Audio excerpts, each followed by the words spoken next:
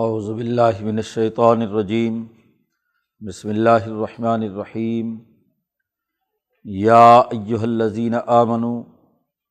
لا تتخذوا الیہود والنصارى اولیاء بعضهم اولیاء بعض ومن یتولہم منکم فانہ منہم ان اللہ لا یہدی القوم الظالمین فَتَرَى الَّذِينَ فِي قُلُوبِهِم مَّرَضٌ يُسَارِعُونَ فِيهِمْ يَقُولُونَ نَخْشَىٰ أَن تُصِيبَنَا دَائِرَةٌ فَعَسَى اللَّهُ أَن يَأْتِيَ بِالْفَتْحِ أَوْ أَمْرٍ مِّنْ عِندِهِ فَيُصْبِحُوا عَلَىٰ مَا أَسَرُّوا فِي أَنفُسِهِمْ نَادِمِينَ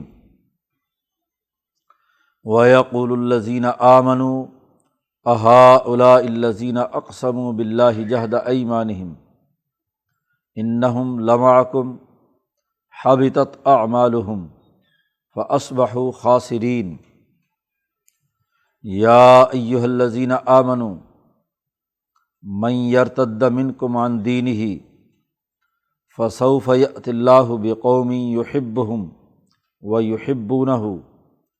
اذلۃ علی المؤمنین اعزۃ علی الکافرین یجاہدون فی سبیل اللہ ولا یخافون لومۃ لائم ذلک فضل اللہ یؤتیہ من یشاء واللہ واسع علیم انما ولیکم اللہ ورسولہ والذین آمنوا الذین یقیمون الصلاۃ ویؤتون الزکاۃ وہم راکعون ومن یتول اللہ ورسولہ والذین آمنوا فإن حزب اللہ هم الغالبون صدق اللہ العظیم۔ یہود و نصارہ اور منافقین کا تذکرہ پیچھے چل رہا ہے۔ یہاں اس رکوع میں اللہ پاک نے مسلمانوں کو واضح اور دو ٹوک طور پر حکم دیا ہے کہ وہ یہود و نصارہ کے ساتھ دوستانہ ختم کر دیں، خاص طور پر مدینہ منورہ کے وہ منافقین جو حضور کی مدینہ منورہ آمد سے پہلے ان یہودیوں کے ساتھ تعلقات اور دوستی رکھتے تھے، ان کے ساتھ ان کا اٹھنا بیٹھنا تھا۔ اب آپ صلی اللہ علیہ وسلم کی آمد کے بعد مسلمان ہو گئے، بظاہر کلمہ پڑھ لیا، لیکن وہی تعلقات انہوں نے برقرار رکھے۔ ایسے تعلقات جو گہری یاری اور دوستی پر مشتمل ہوں انہیں موالات کہا جاتا ہے، تو موالات ترک کرنے کا حکم دیا گیا ہے۔ ایک ہے مواسات، حسن سلوک، معاشرت سے متعلق امور۔ ایک سماج میں آپ غیر مسلموں کے ساتھ رہ رہے ہیں تو وہاں جو روٹین کے معاملات ہیں، خرید و فروخت ہے، لین دین ہے، شرعی دائرے کے اندر رہتے ہوئے یعنی حلال و حرام کا لحاظ کرتے ہوئے یہ تمام معاملات کیے جا سکتے ہیں۔ ایسے ہی انسانی بنیادوں پر کوئی حسن سلوک ہے، کسی کے کام آنا ہے، ہمدردی ہے، خیر خواہی ہے، یا کوئی بیمار ہے اس کی مزاج پرسی ہے، یہ وہ تعلقات ہیں جنہیں مواسات کہا جاتا ہے۔ مواسات سے منع نہیں کیا گیا، یہ مواسات تو انسانی ضرورت ہے اور تقاضا ہے، وہ کافر ہو یا مسلمان، یہودی ہو یا عیسائی، ہر ایک کے ساتھ انسانی بنیادوں پر جو سماجی تعلقات ہیں وہ کیے جا سکتے ہیں۔ ایک ہے موالات،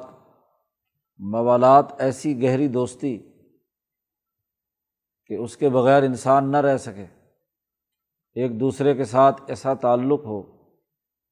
کہ گویا کہ وہ ایک ہم نوالا اور ہم پیالہ یا ایک جماعت اور پارٹی شمار ہو، تو یہ موالات درست نہیں ہے، اس کے ختم کرنے کا حکم دیا گیا ہے۔ اسی حوالے سے یہ جملہ ہے، یہ آیت مبارکہ میں حکم دیا گیا ہے، یا ایھا الذین آمنوا، اے ایمان والو، لا تتخذوا الیہود والنصارى اولیاء، کہ یہود اور نصارہ کو اپنا گہرا دوست مت بناؤ۔ ولی ولایت وہی ہے کہ جس کے ساتھ سیاسی تعلقات یا ایسے معاشی تعلقات کے دونوں کی مفادات ایک دوسرے سے وابستہ ہوں، ایک دوسرے کے ساتھ تعلق ہو، ولایت ایک کو دوسرے پر حاصل ہو جائے۔ ولایت یعنی حکومت، آپ بات مانیں اور ان کی سیاسی مقاصد اور اہداف کے لیے استعمال ہوں، تو یہ جائز نہیں ہے، اس کا دو ٹوک حکم دیا گیا ہے۔ بعضهم اولیاء بعض، یہ کافر، غیر مسلم یا ظالم، یہ ایک دوسرے کے ولی ہیں، ایک دوسرے سے موالات رکھتے ہیں، ایک دوسرے کے ساتھ ان کے یارانے ہیں۔ یہ آپس میں یہودی عیسائیوں کے ساتھ رکھیں، عیسائی یہودیوں کے ساتھ رکھیں تو وہ جانے ان کا کام، لیکن تمہارے لیے اجازت نہیں ہے کہ تم یہود و نصارہ کے ساتھ موالات رکھو، گہری دوستی رکھو، ان کے سیاسی مفاد کو اپنا سیاسی مفاد سمجھو۔ ایسا رکھنا درست نہیں ہے۔ ایک ہے کسی مجبوری کے عالم میں کوئی تعلق رکھنا،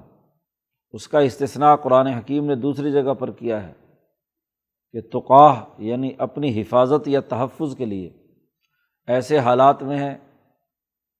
کہ جس میں آپ جنگ لڑ رہے ہیں کسی اور طاقت سے، تو کچھ لوگ آپ کی حالت یہ ہے کہ اس وقت آپ کو اپنے بچاؤ کی ضرورت ہے، جان کا خطرہ لاحق ہے، تو تقات جو ہے اس کا جملہ قرآن حکیم نے دوسری جگہ پر کہا الا ان تکون منکم تقا، منہم تقا، ان سے تم بچنا چاہتے ہو، تو پیش آمدہ حالات کے مطابق۔ اور ایک ہے جان بوجھ کر ان کے ساتھ ایسے تعلقات کہ ان کی ولایت یا حکومت اپنے اوپر تسلیم کر لی جائے ہر حال میں۔ قرآن پاک کہتا ہے وَمَن يَتَوَلَّهُم مِّنكُمْ فَإِنَّهُ مِنْهُمْ،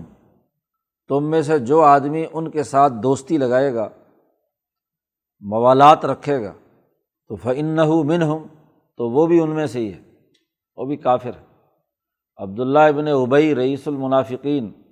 یہ منافقین کا یہ ٹولہ یہ تعلقات اسی طرح برقرار رکھتا تھا اور اس کی وجہ بھی بیان کرتا تھا، جو اگلی آیت میں واضح کی گئی ہے کہ جن کے دلوں میں مرض ہے وہ یہ کہتے ہیں کہ یقولون نخشی ان تصیبنا دائرہ، ہمیں ڈر ہے کہ کوئی زمانے کے تغیرات و تبدلات کی لپیٹ میں ہم بھی نہ آ جائیں، ممکن ہے کہ یہ مسلمانوں کی جماعت شکست کھا جائے تو مدینہ میں اور یہ یہودی غالب آ جائیں، تو ہم ادھر بھی تعلقات رکھتے ہیں کہ اگر کبھی یہودیوں کا غلبہ ہو گیا تو پھر ان سے اپنے مفادات اٹھا لیا کریں گے۔ لڑائی جھگڑے میں آپس میں دونوں جماعتیں لڑ رہی ہیں، مسلمان اور یہودی، تو ہو سکتا ہے کہ یہ شکست کھا جائیں اور پھر ہمیں ان کا سہارا لینا پڑے، تو کچھ نہ کچھ پچھلے تعلقات برقرار رہنے چاہیے تاکہ کبھی کسی وقت موقع ہو تو ہم اس سے مفاد اٹھا سکیں۔ قرآن حکیم نے یہاں دو ٹوک اعلان کر دیا کہ جو منافقین یہودیوں اور عیسائیوں سے تعلقات رکھیں گے وہ انہی کی پارٹی میں ہیں، اس کا اسلام سے کوئی تعلق نہیں۔ یہاں تو اب بڑی واضح اور دو ٹوک بات ہے کہ جو مسلمان جماعت میں آئیں گے، مسلمان جماعت کا حصہ بنیں گے، تو یہاں کے ڈسپلن کو پورا انہیں قبول کرنا ہے۔ یہ نہیں ہے کہ یہاں بھی تعلقات رکھیں اور ادھر بھی تعلقات رکھیں۔ اب فیصلہ ہوا ہے جو ان سے دوستی رکھے گا وہ انہی کا ہے، بس ہمارا نہیں ہے، اس کا مسلمان جماعت سے کوئی تعلق نہیں۔ وَمَن يَتَوَلَّهُم مِّنكُمْ فَإِنَّهُ مِنْهُمْ۔ حضرت شیخ الہند رحمۃ اللہ علیہ نے تحریک ترک موالات میں جو فتویٰ تحریر فرمایا تھا، اس میں سب سے اہم ترین آیت یہی لکھی تھی کہ یہاں واضح طور پر مسلمانوں کو حکم دیا گیا ہے کہ یہود اور نصارہ کے ساتھ ولایت کا تعلق، موالات کا تعلق نہیں ہونا چاہیے۔ ان اللہ لا یہدی القوم الظالمین، بے شک اللہ تعالیٰ ظالم قوم کو کبھی ہدایت نہیں دیتا۔ جو ظالموں کے ساتھ اٹھتا بیٹھتا ہے، ان سے یارانے لگاتا ہے، ان سے تعلقات قائم کرتا ہے، تو اس کو ہدایت کیسے ملے گی؟ ہدایت کے لیے تو ضروری ہے کہ ظلم چھوڑ کر وہ عدل و انصاف کی طرف آئے، کیونکہ اس صورت میں پیچھے واضح طور پر مسلمانوں کو حکم دیا گیا تھا کہ یا ایھا الذین آمنوا کونوا قوامین للہ شہداء بالقسط، کہ عدل و انصاف قائم کرنے کے لیے اٹھ کھڑو ہو جب والدین کے خلاف گواہی دی جا سکتی ہے، وَلَوْ عَلَىٰ أَنفُسِكُمْ أَوِ الْوَالِدَيْنِ وَالْأَقْرَبِينَ، تو جب یہ تمام گواہیاں والدین کے خلاف دی جا سکتی ہیں تو یہ یہودی کون سا کوئی تمہارے عزیز اور رشتہ دار ہے؟ یہ اگر ظالم ہیں اور یہ یہود اور نصارہ انسانوں پر زیادتی کرتے ہیں تو پھر ان کے ساتھ موالات اور دوستی رکھنے کا کیا تعلق ہے؟ وہ معاہدہ جو تم نے حضرت محمد صلی اللہ علیہ وسلم سے کیا ہے ایمان لانے کا، سمعنا و اطعنا کہا ہے، جو اس میثاق کو کیا ہے، میثاق مدینہ کو، تو اس کی لازمی ضرورت اور تقاضا یہ ہے کہ اس میثاق کو پورا کرو۔ اس لیے شروع صورت میں اعلان جو کیا گیا تھا وہ یہی کہ اوفو بالعقود، جو معاہدات کر چکے ہو انہیں پورا کرو۔ تو معاہدات کا لازمی تقاضا یہ ہے کہ جو معاہدہ مسلمان جماعت کے ساتھ تمہارا ہوا ہے وہ معاہدہ تقاضا کرتا ہے کہ تم یہود و نصارہ سے علیحدگی اختیار کرو۔ قرآن حکیم کہتا ہے فَتَرَى الَّذِينَ فِي قُلُوبِهِمْ مَرَضٌ يُسَارِعُونَ فِيهِمْ يَقُولُونَ نَخْشَىٰ أَن تُصِيبَنَا دَائِرَةٌ، آپ دیکھیں گے ان لوگوں کو کہ جن کے دلوں میں بڑا مرض ہے، کجی ہے، معاہدات کو پورا نہیں کرنا چاہتے، یسارعون فیہم، دوڑ دوڑ کر جا کر ان سے ملتے ہیں، ان میں شامل ہوتے ہیں، ان سے یارانے لگاتے ہیں، روز انہی کے پاس جا کر بیٹھتے ہیں، گپ شپ لگاتے ہیں، یسارعون، تیز دوڑ کر ان کے پاس جاتے ہیں۔ اور اگر پوچھو کہ بھائی کیوں تم ادھر یارانے لگائے ہوئے ہو، کیوں یہودیوں اور نصرانیوں سے محبت کی پینگیں تم نے بڑھا رکھی ہیں، تو یقولون، کہتے ہیں، نخشیٰ ان تصیبنا دائرہ، ہمیں ڈر ہے کہ کہیں زمانے کی گردش اور اس کے تغیرات و تبدلات ہم پر کوئی مصیبت نہ نازل کر دیں، تو کیا پتہ یہ مسلمان شکست کھا جائیں اور پھر انہی کا غلبہ ہو جائے، تو پھر ابھی سے کیوں نہ ان کے ساتھ تعلقات رکھیں۔ تو حضرت شیخ الہند رحمۃ اللہ علیہ نے وضاحت کی کہ آج کا مسلمان بھی یہی نام نہاد جو یہود و نصارہ سے تعلقات قائم کرتا ہے، اس کی دلیل بھی یہی ہوتی ہے کہ نخشیٰ ان تصیبنا دائرہ، کہ زمانے کے تغیرات و تبدلات، ہار جیت ہوتی رہتی ہے، مسلمانوں یہودیوں میں لڑائی، اگر مسلمان شکست کھا گئے تو پھر کیا ہوگا؟ جنگ عظیم اول میں ہمیں اگر برطانیہ سے شکست ہو گئی تو پھر اب کیا کریں گے؟ تو اس لیے پہلے سے تعلقات بنا کر رکھو۔ قرآن حکیم کہتا ہے فَعَسَى اللَّهُ أَن يَأْتِيَ بِالْفَتْحِ، عن قریب اللہ تعالیٰ اگر فتح لے آئے، فتح دے دے، اور یقیناً فتح ہونے والی ہے مسلمانوں کو، لیکن صرف فتح ہی کی بات نہیں کہی کہ کوئی یہ کہے کہ حضرت محمد صلی اللہ علیہ وسلم کو تو فتح مکہ کے ذریعے سے فتح حاصل ہو گئی تھی، غلبہ ہو گیا تھا، اس لیے کیا ہے یہودیوں اور نصرانیوں سے دوستی نہیں رکھنی چاہیے۔ اللہ نے آگے او کے بعد کہا او امر من عنده، یا اپنی طرف سے کوئی حکم جاری کر دے، دو ٹوک۔ جب اللہ کو مانتے ہو، فتح نہیں بھی ہوئی لیکن مجاہدے، جہاد، جدوجہد، دشمن کے مقابلے پر کام کرنے کا حکم اللہ اپنی طرف سے جاری کر دے، تو فَيُصْبِحُوا عَلَىٰ مَا أَسَرُّوا فِي أَنفُسِهِمْ نَادِمِينَ، تو اپنے دل کے اندر بڑے ہی شرمسار ہوں گے اس بات پر جو وہ اپنے دلوں میں چھپائے بیٹھے تھے۔ أَسَرُّوا فِي أَنفُسِهِمْ، یہی بات جو تھی نخشیٰ ان تصیبنا دائرہ، تو دراصل یہ ان کے دل کے اندر تھی، اس خوف کی وجہ سے یہ یہودیوں اور نصرانیوں سے تعلقات قائم کرتے تھے۔ تو ممکن ہے اللہ تعالیٰ قریب میں یا تو فتح ہی دے دے، وہ دائرے کا جھگڑا ہی ختم ہو جائے، اور اگر دائرے کا جھگڑا نہ بھی ختم ہو اور اللہ دو ٹوک حکم دے دے کہ بھائی ان کا مسلمان جماعت سے کوئی تعلق نہیں ہے، جو یہ یہود و نصارہ سے دوستانے لگاتے ہیں، تو اللہ کی طرف سے یہ حکم آ گیا تو پھر انہیں شرمساری ہوگی کہ نہیں، کہ ادھر سے تو اپنے آپ کو مسلمان کہہ رہے ہیں اور ادھر سے کیا ہے اللہ کے حکم کی خلاف ورزی کرتے ہوئے یہودیوں اور عیسائیوں سے تعلقات بناتے ہیں۔ وَيَقُولُ الَّذِينَ آمَنُوا، اور جو سچے مسلمان ہیں اس وقت یہ کہیں گے أَهَٰؤُلَاءِ الَّذِينَ أَقْسَمُوا بِاللَّهِ جَهْدَ أَيْمَانِهِمْ، کیا یہی وہ نام نہاد مسلمان ہیں جو اللہ کی قسمیں اٹھا کر، پکی قسمیں اٹھا کر بڑی تاکید سے کہتے تھے کہ انہم لمعکم، کہ یہ تمہارے ساتھ ہے، جی بڑی پکی قسمیں کھا کر یہ کہتے تھے اگر اللہ کا حکم آ گیا، جیسا کہ یہاں اللہ نے واضح کر دیا، ہاں جی، تو یا فتح حاصل ہو گئی، تو سچے مسلمان یہی کہیں گے کہ یہی منافقین تھے جو پہلے کہتے تھے کہ ہم تمہارے ساتھ ہیں۔ حقیقت یہ ہے کہ حابطت اعمالہم فاصبحوا خاسرین، ان کے وہ تمام اعمال ضائع ہو گئے جو بظاہر انہوں نے اسلام قبول کرنے، نبی اکرم صلی اللہ علیہ وسلم کے ساتھ میثاق مدینہ میں شریک ہونے اور ذمہ داریوں کو قبول کرنے کے کیے تھے، وہ سارے معاہدات ان کے اور ان کے سارے اعمال ضائع ہو گئے، اور فاصبحوا خاسرین، اور سراسر نقصان میں ہو گئے، خسارہ اٹھانے والوں میں سے ہو گئے۔ قرآن حکیم نے یہاں واضح طور پر حکم دے دیا، یا ایھا الذین آمنوا من یرتد منکم عن دینہ، اللہ کو کوئی پرواہ نہیں ہے تم میں سے کوئی آدمی اس دین سے مرتد ہونا چاہتا ہے،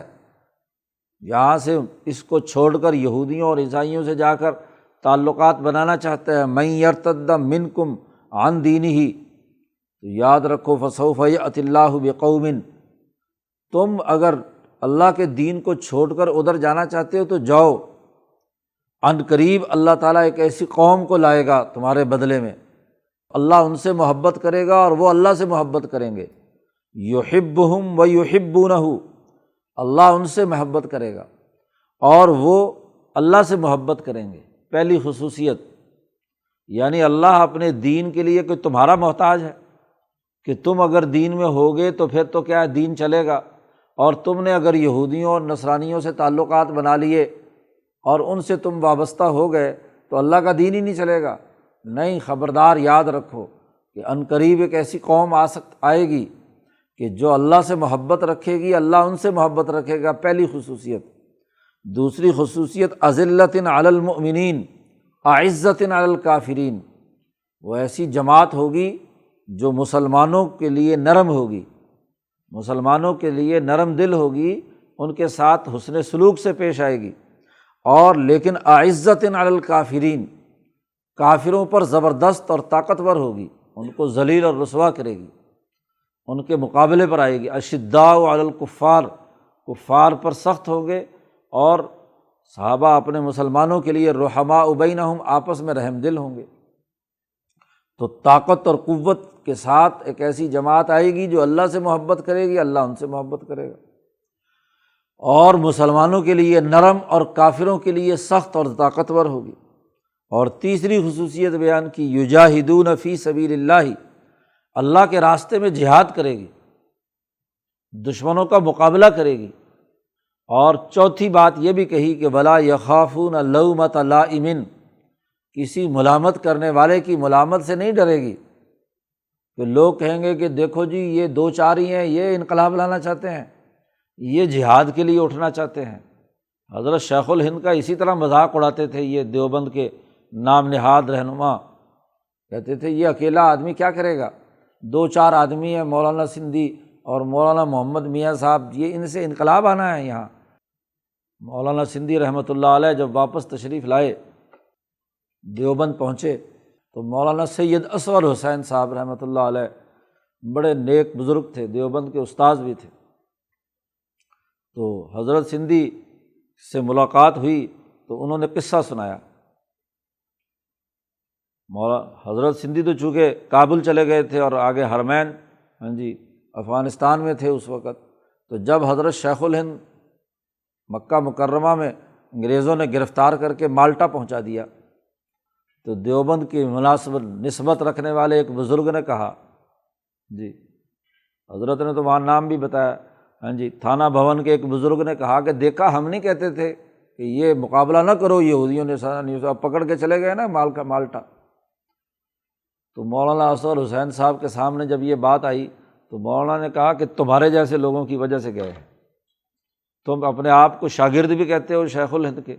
اور تم نے جڑیں کاٹی ہیں، تم اپنے کرتوتوں کو نہیں دیکھتے۔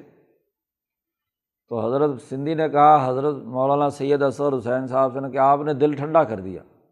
پھر جب بھی کوئی مجلس ہوتی تو حضرت سندھی ان سے کہتے ذرا وہ قصہ سنانا، جی مولانا اصغر حسین صاحب سے کہتے ہیں کہ یہ ذرا قصہ تو سنانا وہی۔ تو بات یعنی یہ ہے کہ یہ تانے دیتے ہیں اور جہاد کے بجائے دشمن کا ساتھ دیتے ہیں۔ ان کے لیے تو ذمہ داری یہ تھی کہ اعزۃ علی الکافرین، دشمن کے خلاف یہ سخت ہوتے، یجاہدون فی سبیل اللہ، اللہ کے راستے میں جہاد کرتے، ولا یخافون لومۃ لائم، کسی ملامت کرنے والے کی ملامت سے نہ ڈرتے۔ تو یہ صحابہ کی خصوصیت بیان کی ہے۔ یہی وجہ ہے کہ حضور اقدس صلی اللہ علیہ وسلم کے دنیا سے جانے کے بعد صحابہ نے جو اعلیٰ ترین نمونہ پیش کیا، ہر طرف سے ارتداد اور بغاوت کی خبریں آنا شروع ہوئیں جب ابوبکر صدیق خلیفہ بنے، لیکن وہ پورے استقامت کے ساتھ انہوں نے ان تمام جتنے بھی نبوت کے دعویٰ کرنے والے اور مرتد تھے ان کے خلاف اقدامات کیے، اور فرمایا من فرق بین الصلاۃ والزکوٰۃ، جو بھی زکوٰۃ اور نماز کے درمیان فرق کرے گا کہ نماز میں تو میں مسلمان ہوں، عقیدے میں مسلمان ہوں، لیکن حکومت نہیں مانتا، زکوٰۃ نہیں دیتا، مقابلے اور جہاد میں شریک نہیں ہوتا، تو لأقاتلن، میں ان سے ضرور بالضرور قتال کروں گا۔ حتیٰ کہ عمر فاروق نے کہا کہ جو کلمہ پڑھتے ہیں ان سے آپ کیسے قتال کریں گے؟ ابوبکر صدیق نے کہا میں ضرور قتال کروں گا۔ جب انہوں نے یہ تقریر کی تو پھر حضرت عمر کا سینہ کھلا کہ بات یہ ہے کہ یہ بات ڈسپلن کی اور درست نظام قائم کرنے کی، اس کے بغیر راستہ کوئی نہیں، تو اس لیے یہ مقابلہ اور مزاحمت ضروری ہے۔ تو یہ وہ جماعت ہے جس نے یجاہدون فی سبیل اللہ ولا یخافون لومۃ لائم، ذالک فضل اللہ یؤتیہ من یشاء، یہ اللہ تعالیٰ کا فضل ہے، اللہ تعالیٰ جسے چاہتا ہے عطا کرتا ہے۔ اور یہاں حاشیے میں اسی لیے مولانا نے لکھا کہ یہ جماعت ہر دور میں ایسی پیدا ہوتی رہی، یعنی یہ لوگ اگر آج یہودیوں اور نصرانیوں سے تعلقات قائم کرتے ہیں تو ایسی سچی جماعت ہر دور میں، صحابہ کے بعد تابعین، تبع تابعین، اس کے بعد کے ہر زمانے میں ایسی جماعت جو اللہ سے محبت کرتی ہے، اللہ ان سے محبت کرتا ہے، وہ آپس میں مسلمانوں کے لیے نرم دل ہیں اور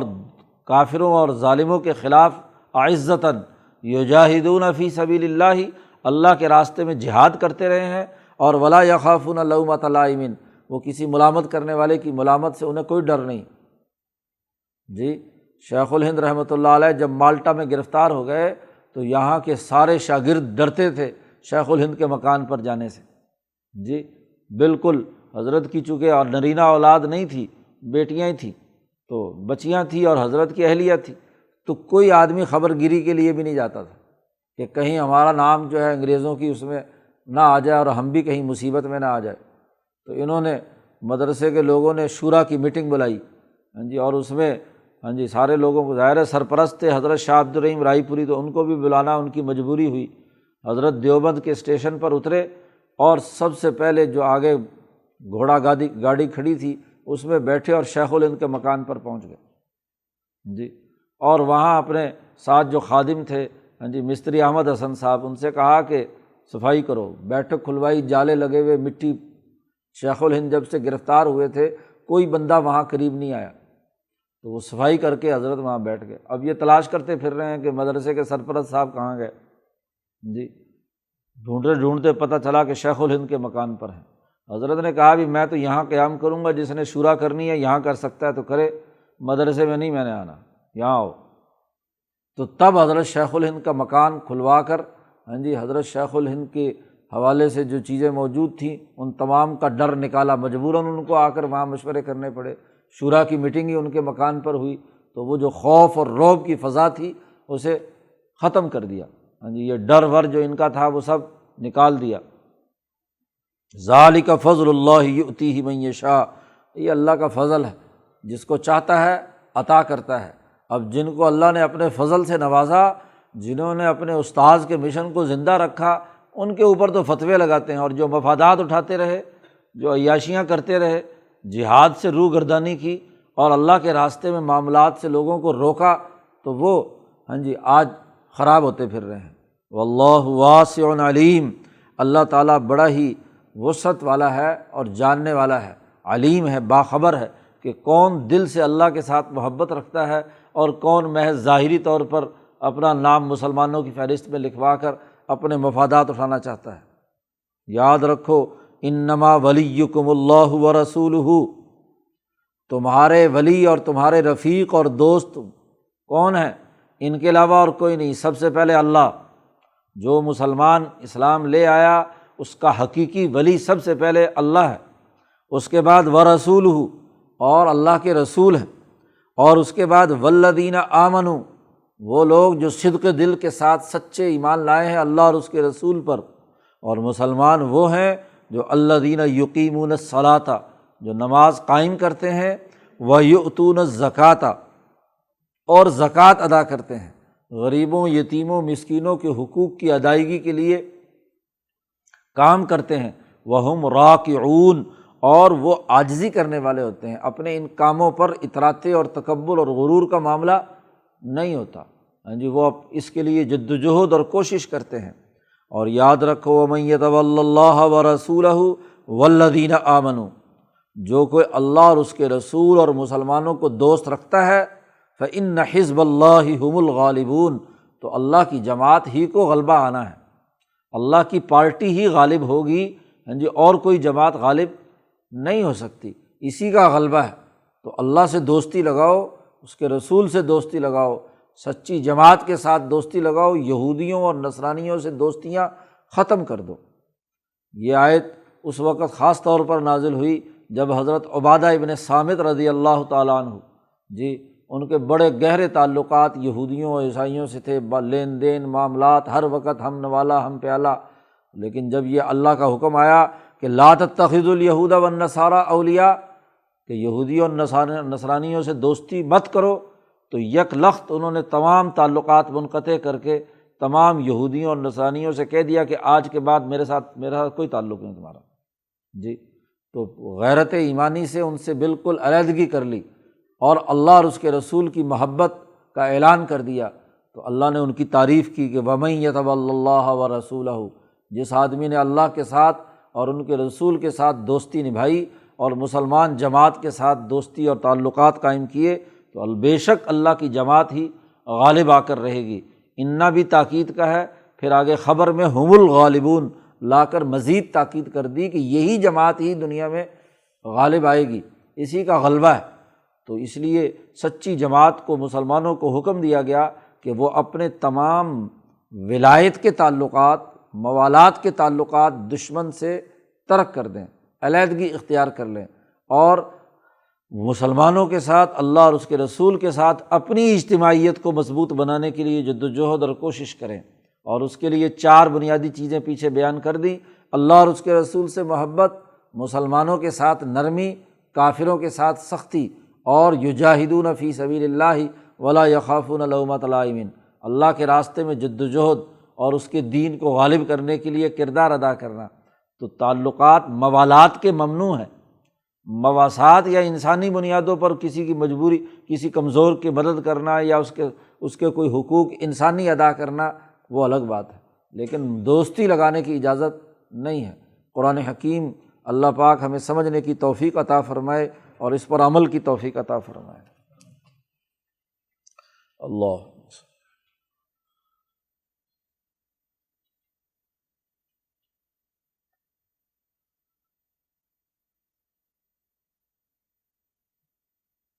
اجمعین۔